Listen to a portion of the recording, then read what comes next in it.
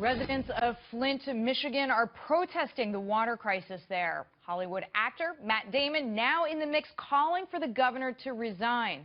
Governor Rick Snyder says the water crisis is a failure of big government. This is what he told our colleagues on Fox and Friends.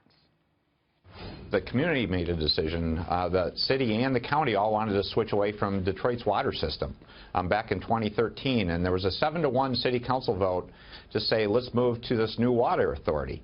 We had an emergency manager there that ratified it, but the transition happened, and the issue is not just the source of water. The source of the water didn't have lead itself.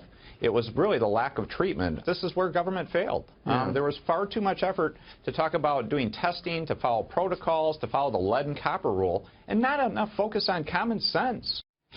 TransPro Consulting CEO Mark Aesch is with me now. So, Mark, do you agree with the governor that this is a failure of big governments?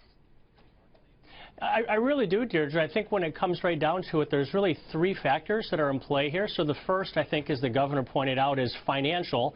When you spend 60% more money than you take in every year, that's a bad idea. And in this situation, it obviously led to them having to buy water from an inferior source. Second, you have a function of performance. When the dashboard in your car lights up with the check engine light on, you should probably pull over. And the fact that there was a whole lot of finger pointing going on rather than resolving the issue speaks to that. And then the final point is one of ownership and accountability. And I think the governor makes the point very well that with the fact that you've got oversight at the state, local, and federal levels of government, you had a bunch of people pointing their fingers at one another rather than making sure that children were safe.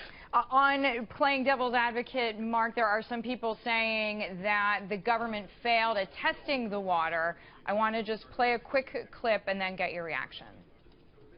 The Department of Environmental Quality, the Department of Health and Human Services confirming that from a water perspective, there wasn't a lead problem that's unsafe.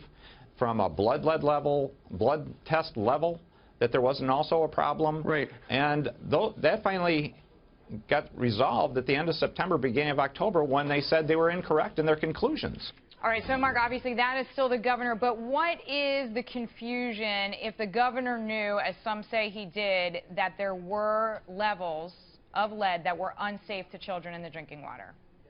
Sure. Well, we're going to watch this play out in court, obviously, over the course of the next several years. I think two things, which goes to the last point and also the point the governor was making about the fact that there's too many levels of government. The first is you have county water supply folks which provide testing. Second, the state has responsibility. And then finally, we're all familiar with the Safe Water Drinking Act, which the federal government has responsibility for. So all of these different folks are in testing, yet either nobody got it right at all levels of government, or everybody had it right and no one did anything about it. Either way, the fact that there's not a single entity responsible for making sure that the children and the families in Flint are drinking safe water, I think makes exactly the point. Far too many cooks in the kitchen. Far too many cooks in the kitchen, and as you said, nobody really has to take complete responsibility, which is always dangerous. Mark Aesch, thank you so much for the time. Glad to have you here.